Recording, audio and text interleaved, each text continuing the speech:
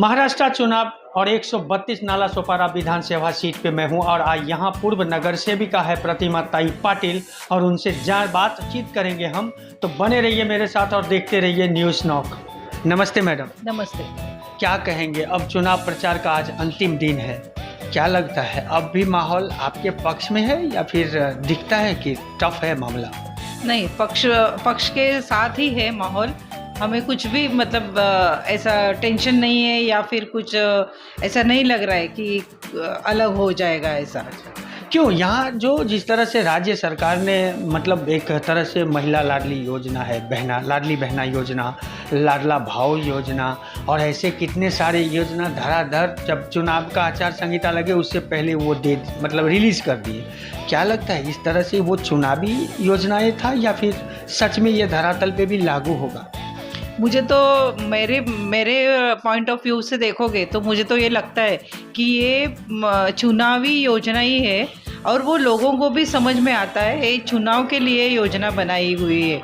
केंद्र सरकार में वो पक्ष है जो वो खुद से कितना भी निधि ला सकते हैं, उसका कुछ भी वापर कर सकते हैं, तो उनके हाथों में सब है। इसके लिए ये सब योजना वो बना रहे ताकि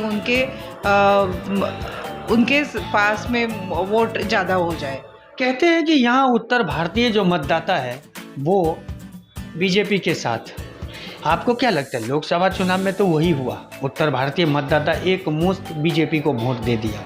अब उसमें परसेंटेज भाई हमने कैलकुलेशन कर सकते हैं। इस बार विधानसभा चुनाव में क्या लगता है आपको, क्योंकि महाविकास आघाड़ी का भी उम्मीदवार संदीप पांडे चुनाव मैदान में है, बीजेपी ताल ठोक ही रही है, ऐसे में आपके लिए क्या लगता है ये मार्जिन पाट पाएंगे? एक बात तो ये है कि मतलब 100 आने सच है कि कभी भी अप्पा ने जाति का या धर्म का यहाँ पे राजकारण नहीं किया। तो इसीलिए हमको इतना बेनिफिट तो ज़रूर है कि हिंदू हो या मुस्लिम हो या उत्तर भारतीय हो, कोई मराठी हो, कोई भी हो, वो अप्पा के साथ ही है।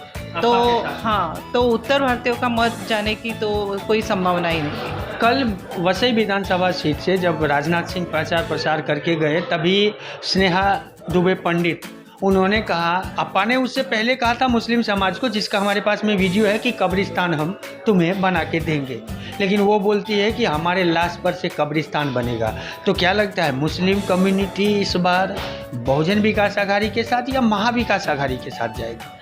मुस्लिम कम्युनिटी तो पहले से अप्पा के साथ है और वो अप्पा के साथ ही रहेगी, क्योंकि अप्पा ने उनको हमेशा पकड़ के रखा है और उनको स्नेह दिया है।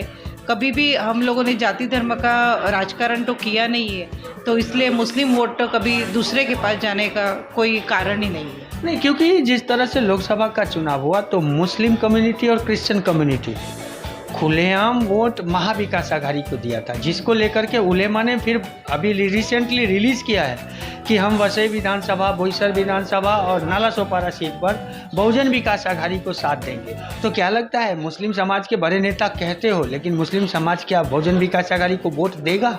हमारे तो ज़्यादा से ज़्यादा कार्यकर्ता ही मुस्लिम है, तो हम लोग तो हमें मालूम है, ऊपर कुछ भी होने दो, ऊपर का ठहराव आने के पहले भी हमारे जो मुस्लिम बांधव और बहनें हैं वो हमारे साथ में है, तो वो हमें ही वोट देंगे। 3 नगर सेविका निवर्तमान है, माजी नगर सेविका कहा जाए, जिसमें आप भी हैं, माया चौधरी जी है, प्रतिभा ताई पाटिल है, उससे पहले भी एक महिला मैथिल थी, लेकिन वो अब आपके पक्ष में नहीं लगता।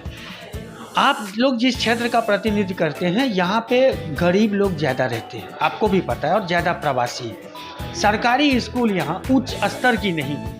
तो ये चारों जो 3-4 नगर सेविका है, आप लोग क्या योजना, एक प्लान बना सकते हैं कि यहाँ पे अच्छी स्कूल एक बने जिसमें गरीब के बच्चे मुफ्त में शिक्षा लें? ये योजना बना करके, प्लान बना करके आप लोग अपने पक्ष प्रमुख से तो बात कर सकते हैं ना। इस तरफ क्या कोई ठोस प्लान बनाएंगे आप लोग? हम लोगों ने पहले भी स्कूल के बारे में बात की हुई है, लेकिन क्या है, थोड़ा सा जगह का प्रॉब्लम रहता है, तो स्कूल नया कुछ बना नहीं सकते, तो इसलिए हम लोगों ने झड़पी की जो मराठी शाला है वहाँ पे भी बहुत सारे सुविधाएं दी हुई है। हमारे साथ में प्रतिभा ताई किशोर पाटिल वो जो है वो भी वो झड़पी की स्कूल के बारे में बहुत मतलब उनको देते हैं। फिर मेरे यहाँ से भी हम लोग मदद जितना हो सके उतना हम लोग उनको मदद करते हैं। तो हम लोग लोग जो स्कूल है उनको ही मदद करके उसको ही हम लोग अच्छे से चलाने के लिए, और गरीब लोगों को ज़्यादा से ज़्यादा वहाँ पे एडमिशन्स मिले और वहाँ पे उनको सुविधा मिले, उसके लिए बहुत प्रयत्नशील रहते हैं। आप शायद प्रवीणा ताई जब आई थी, फूलपारा का दौरा किया था, तो शायद साथ में नहीं थे आप। फूलपारा डोंगरी पे प्रतिभा ताई के खिलाफ वहाँ के आदिवासियों ने जोरदार बहस की प्रवीणा ताई ठाकुर के साथ। तो क्या लगता है प्रतिभा ताई पाटिल ने उस तरह से काम कर नहीं पाया क्या? नहीं, उन्होंने तो काम किया हुआ है। उन्होंने बोला आपको, जैसे कि उनके वीडियो में उन्होंने बताया है कि 50 साल से वहाँ पे रास्ता नहीं था, लेकिन उन्होंने रास्ता बनाया। उनके कार्यकाल में उन्होंने रास्ता बनाया, लेकिन वो फॉरेस्ट की जगह है, तो फॉरेस्ट ने वो रास्ता तोड़ दिया है। तो उसमें गवर्नमेंट का अगर कुछ होता है तो वहाँ पे हम लोग हमारा तो वहाँ पे ये हो जाता है कि हम हाथ बन जाते हैं हमारे, तो हम लोग को वहाँ पे कुछ कर नहीं सकते। बिल्कुल, फॉरेस्ट की ज़मीन पे हम काम नहीं कर सकते हैं, लेकिन एक नगर सेविका होने के नाते ये सारा विधानसभा का खेल आपने जो विकास किया है उसी पे डिपेंड करता है पक्ष को जीत दिलाना। आप आश्वस्त हैं? हाँ, मैंने तो मेरे वार्ड में तो बहुत सारे लोगों ने जो बताया वो काम किए हुए।